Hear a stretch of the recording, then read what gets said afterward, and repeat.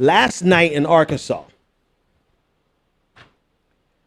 the Department of Corrections executed 2 men on the same night, the first double execution in the United States since 2000. This is after Governor Asa Hutchinson made it clear that he had every intention of executing 8 men before the end of April, because at the end of April, there was a particular component in their cocktail of chemicals that they use and solutions that they use for execution that was going to expire at the end of April. And I believe it's the first one, the sedative that puts them to sleep. The first component of their cocktail. There we go. That's what I wanted to say. Last night, they executed 2 men. The 2 men that they executed, both were, and this is important to the stories, which is why I'm saying that they were both extremely overweight. And because they were overweight, the first gentleman, it took 40 minutes for them to find the vein in his neck for them to be able to administer the first sedative. So for 40 minutes, they were there trying to stick him in his neck, which is only the first thing that people have reported as being problematic. But this was the number one reason that the lawyers for the second felon, the second man on death row, they used that as their justification to get a stay. They got a stay, but the stay only lasted for about 45 minutes. I'm trying to give you all the background I can to finish setting this up. After the stay was overturned and it was ruled, they brought the second gentleman in and they executed him as well. He also had difficulty finding the veins. And from what an AP journalist described is that you could tell that the men had a level of consciousness left as the remaining components of the cocktail that they used to execute people were administered. You could see their lips moving. You could see them gasping for air. And the 2 men, Marcel Williams and Jack Harold Jones, according to the vantage point of journalists that were there, suffered inhumanely. Now, part of that discussion, to be fair on the discussion, is the perspective of a journalist versus the perspective of, I guess, people who are not bothered by the fact that the people that they're putting to death, they're gasping for air and struggling, right? And because it almost becomes, unfortunately, it becomes a qualitative, right? It becomes an objective kind of decision. Are they suffering or are they not? Well, to the AP journalists that were there, they say, yes, they were suffering. And this was the basis of the initial stay that was issued for Jack Harold Jones. I'm sorry, for Marcel Williams. But from the judges that were involved, from the executioners that was involved, people from the state, for the Department of Corrections, they didn't feel so, and so they carried out the second execution. Here's what bothers me. Here's what bothers me about this. Let me cut straight to it. The government should not be involved in executions for many reasons. Number one, because we get it wrong. Number one reason is because we have about a 4% rate of executing people who are innocent. And that is 4% too many. So we get it wrong. Number one. Number two, it is not state-sanctioned violence is something that we should avoid just as a matter of principle, whether it be war or whether it be the death penalty. Now, there may not be much that we can do as citizens to push back against state-sanctioned war. We have peace protests. We have anti-war protests. And there's really almost very much to nothing that we can get done there. But in terms of the death penalty, that's an introspective, that is an American issue, right? Because you think of the European Union. The European Union, for you to become a part of the European Union, you cannot have the death penalty. And this is actually the crux of the problem for which Asa Hutchinson was in such a hurry to execute these men, because he needed the particular drug that was being sold by nations, by companies that are founded and hosted in nations that are part of the European Union. And they were not going to be able to get access to these drugs because I don't know the legality of it, but there is a problem there for these nations, for these companies to be selling this drug to be used even in the United States for executions. This is how against executions the European Union is. But here in America, it's like a part of our culture. It's a part of what we do. It's a part of our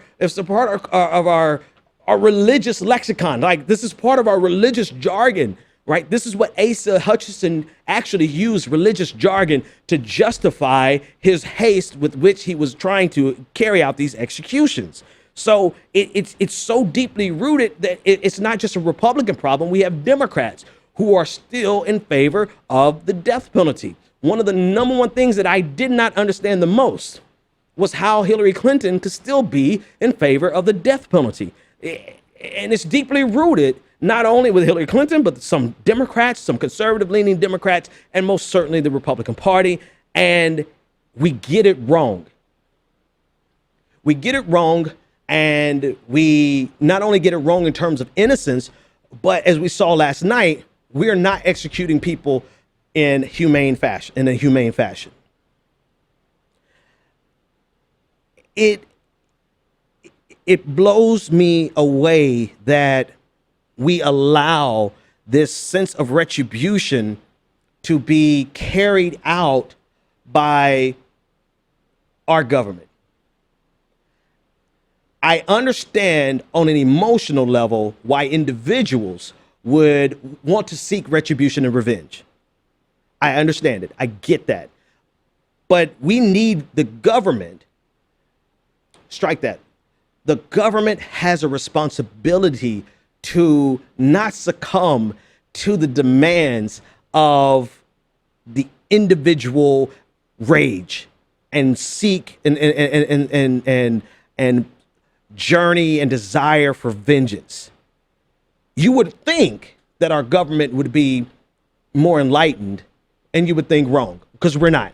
Not only are we nowhere near in the United States a place where we could actually talk about banning the death penalty, but we're still in a place where the death penalty is wrapped in patriotism. The death penalty is wrapped in religious jargon. The death penalty is wrapped in ways that shows you the complicit nature of ideology, religion, and the state to use violence and murder as a tool sanctioned by the state. The United States should not be in the business. No government should be in the business of carrying out state sanctions executions. And so last night, and there's still more of the 8 men on death row who are scheduled to be killed. And Asa Hutchinson is running it through, jamming it through, because he did not want the midazolam,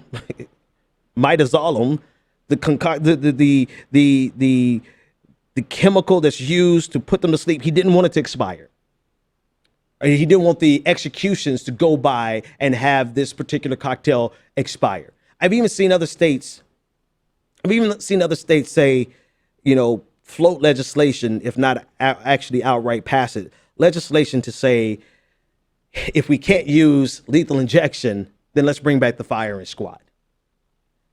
This is a level of commitment to the death penalty that I don't get, and that I can't stomach, that I can't sit back and say nothing about, particularly from a religious perspective, because as much as religion should not be a part of the conversation, when Asa Hutchinson injected religion into the conversation, saying that this was his God-ordained responsibility, that really is a problem, because on so many levels, not only should we not have state-sanctioned executions, but we clearly should not have state-sanctioned religious executions or executions wrapped in religious ideology and jargon.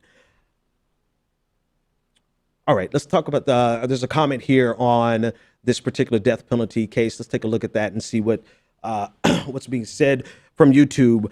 I've read, this is Michael Mike on YouTube. He said, I've read of people who underwent surgery with the same drugs and came out of it before it was over. Excruciating pain, but paralyzed, so they couldn't say anything or move. Exactly. And this is what the journalists who were reporting this stated, that they could tell that there was a level of consciousness there. So this is not, and so the final cocktail, so the first thing they do is they inject you, and it's a sedative that puts you to sleep.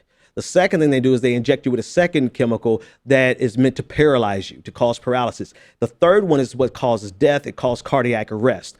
And if you are not completely put to sleep in that case, you are conscious and you are feeling the sensation of everything that's happening to you, of cardiac arrest, all the burning, all of the parts that go with the final chemical in this execution. And so this is where the inhumane portion comes in, because what are we going to subject them to? Are we subjecting them to an 8-minute, a 12-minute, sometimes I think one case was 17-minute, 17-minute long, excruciating, torturous death.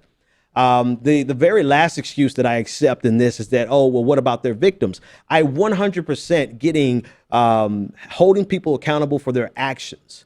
However, using state-sanctioned murder is not a method that we should condone in the 21st century. Plus, there is a greater penalty involved in someone having to live with the reality that the world is going on around them without them being able to participate in it. Simply put, there is more to a life sentence. There's more, like, in many ways, some people see the death penalty as an out for them. And we have also seen the data that suggests that the death penalty doesn't persuade people not to commit violent acts, right? So besides it not being a deterrent, we've actually, in some ways, it's an out for some people because they don't have to live the rest of their life until they're 80 years old, living with the reality that they're completely cut off from society. They're completely cut off from their family. They're completely cut off from life, love, and progress. So that is penalty. Right. So people to say, oh, well, they made this person torture and they killed that person, so an eye for an eye. Right. If we really carry that principle out, if we carry that logic out and we go eye for an eye, then none of us, all of us will be blind. We would not have and then most importantly, the reason the United States should not be involved in state sanctioned executions is because what moral authority does the United States have to kill somebody? What moral authority can they stand on to actually say that we have the high ground here and we're the ones that can execute you because you've done something wrong? With all of the blood on the hands of the United States of America from its inception, the United States as an entity, every individual state as individual entities have no moral authority as institutions to carry out executions because there's more blood on their hands than the combined men on death row. Maybe that's the whole point of it.